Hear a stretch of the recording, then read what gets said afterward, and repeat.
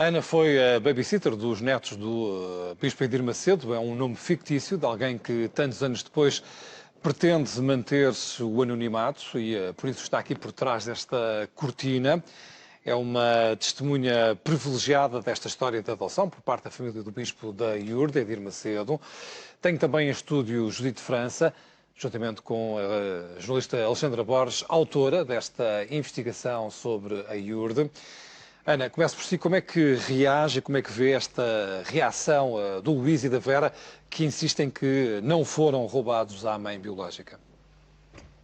Eu percebo uma parte deles, porque são miúdos que têm uma vida facilitada, têm tudo o que eles querem. É uma vida confortável, com dinheiro, com tudo o que eles querem. E eles dizerem que não foram raptados, é assim, eles não podem dizer uma coisa de qual eles não estiveram lá. Ou seja, estiveram, mas não têm ou memórias ou não se lembram.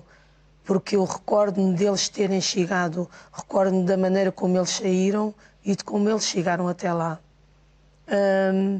O eles dizerem que viveram com uma família até aos 20 anos, não é bem assim como eles dizem. Porque eles não viveram com essa família até aos 20 anos. Eles sempre tiveram com o Júlio e com a Viviane. E é natural que eles agora venham dizer que não foram raptados e porque é uma vida confortável, é aceitável de se perceber isso. Porque, no fundo, eles não vão perder o bem-estar deles.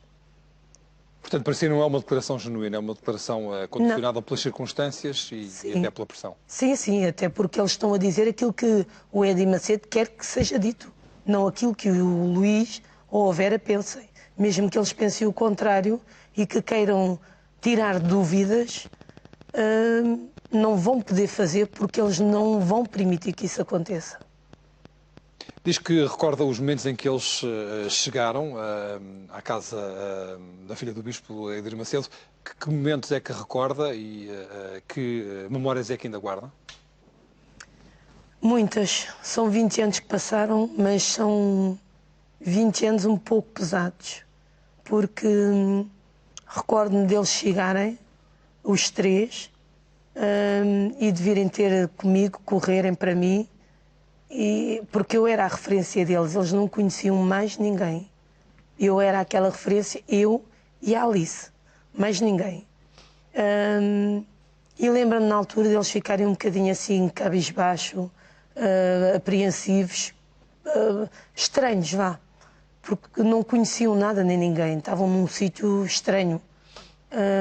E a única pessoa que eles ali conheciam era eu. Porquê é que acha que o Bispo Edir Macedo escolheu estas crianças? Presenciou essa escolha? Como é que se deu esse processo?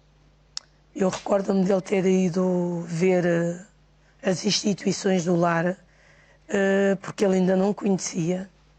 E ele vem a Portugal e vai conhecê-las, as instalações. E quando ele entra, depara-se com eles o Luís e a Vera e o Baby, né? Como nós lhe chamávamos, que é o Fábio. Mas a atenção que os chamou foram a Vera e o Luís.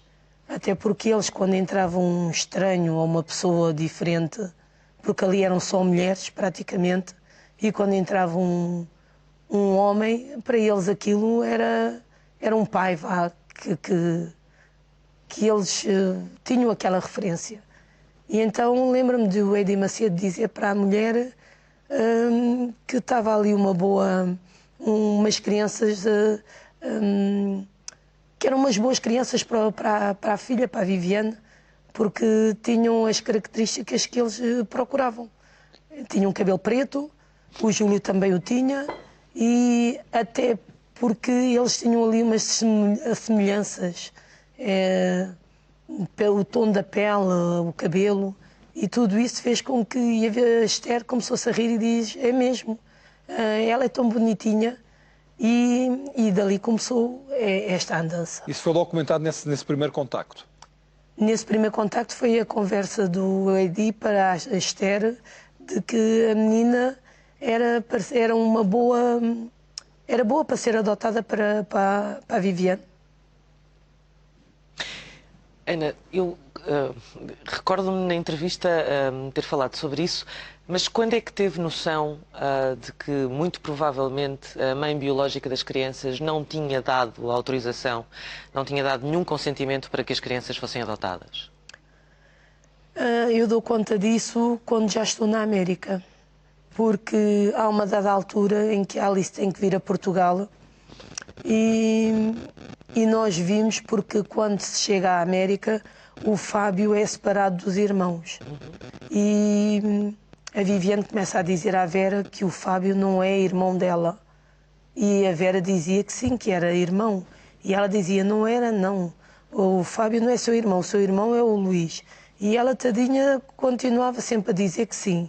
Ela era muito protetora do Fábio. E há uma altura em que nós temos que vir a Portugal e daí começa aquele processo e eu dou conta de que a Alice está a fazer esta adoção, ou seja, é a Alice a cabeça a testa de ferro para a adoção para a Viviane e para o Júlio, porque eles não tinham aquela idade para poderem adotar. E o Edi Macedo já tinha ultrapassado a idade da adoção. E, portanto, a Alice era a pessoa certa para seguir esse processo? Correto, porque tinha a idade, tinha possibilidades, tinha condições financeiras e então foi ela que entrou para a adoção das crianças para a Viviane. Até porque a Alice também não poderia fazer muito grande coisa. Aliás, todas as pessoas que lá estão ou que lá estiveram não tinham muita opção de escolha. E que género de pessoa é que lhe pareceu esta Alice? A Alice era uma mulher de garra. A Alice era uma pessoa com ideias fixas. A Alice era uma pessoa que sabia aquilo que fazia, sabia até onde é que podia ir e sabia que tinha que cumprir ordens também do Edi Macedo. A Alice era uma mulher muito vivida, era esperta. Quando regressou a Portugal, depois de ter deixado a casa de Edir Macedo, ainda procurou esta mãe? Ainda lhe quis dizer onde é que estavam os seus filhos? Sim, eu quando vim dos Estados Unidos eu tinha os dados dos pais deles, porque eu tive acesso aos documentos deles, então tirei o nome dos avós, dos pais, a morada, tudo aquilo que... Porque já desconfiava de alguma coisa? Sim. E então eu agarrei, quando cheguei, eu cheguei em maio de 98 a Portugal e eu em junho desse mesmo ano começo a bater a Amadora e a casa onde eles supostamente moravam. E bati lá, aquilo já estava assim um bocado degradado e o quintal tinha assim umas ervas muito altas, dava para ver que já não habitava ali ninguém. E perguntei ali na redondeza, há uma senhora que me diz que aquele casal já não existia ali, já não estavam ali. Mas não me souberam explicar muito bem.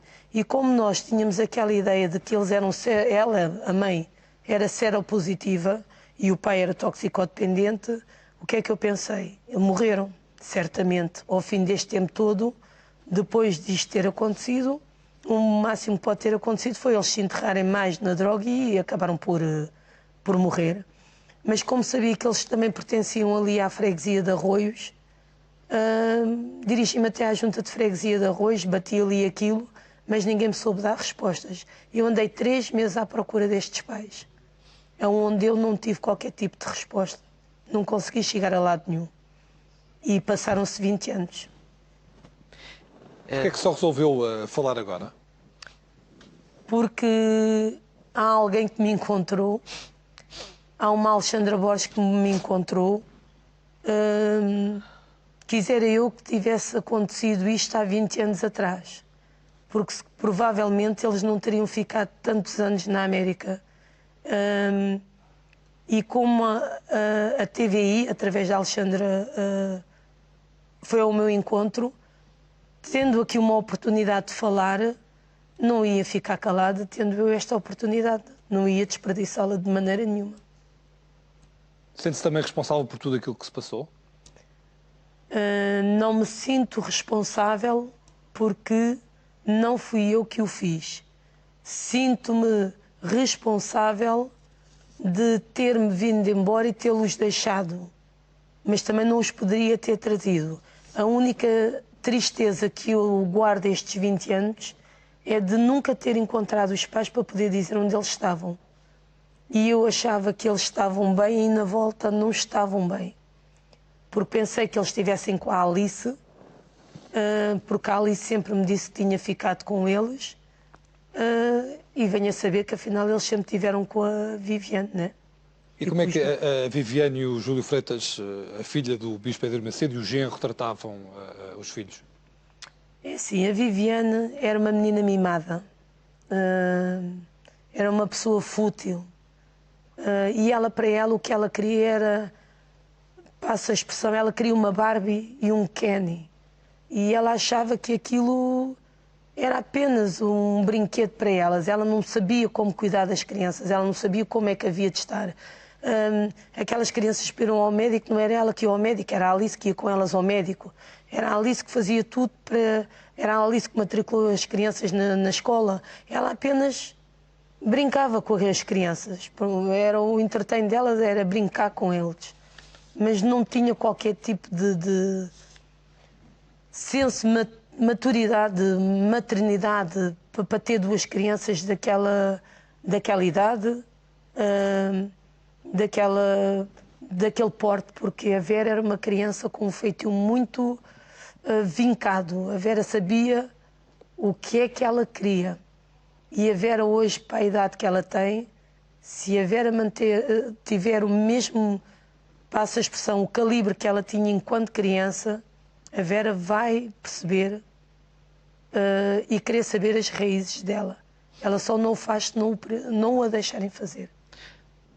Mas vendo aquele vídeo que passou esta semana, acha que mesmo assim estas crianças querem conhecer a sua mãe biológica? É assim, Judite, eu acho que aqui há duas hipóteses.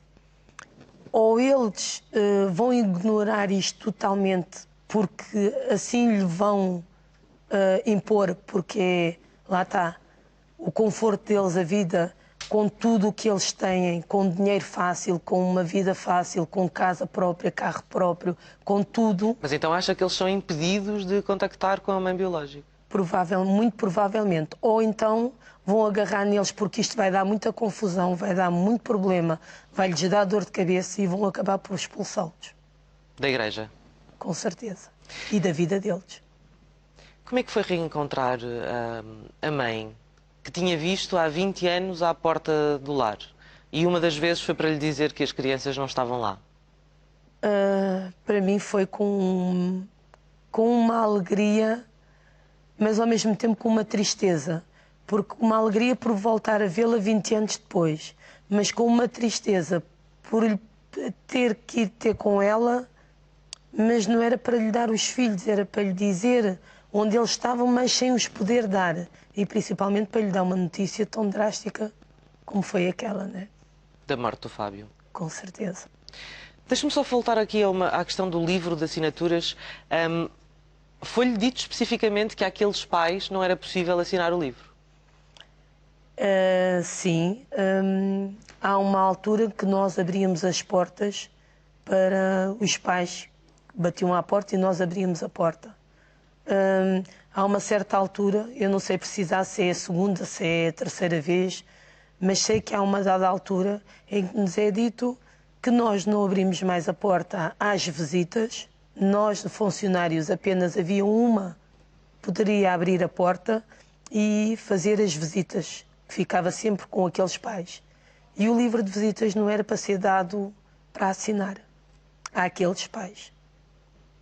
Ana, agradeço imenso a sua presença aqui nesta 21ª hora e na TVI. Judite, obrigado também por aqui ter estado. Nós vamos continuar naturalmente a acompanhar esta questão da IURD.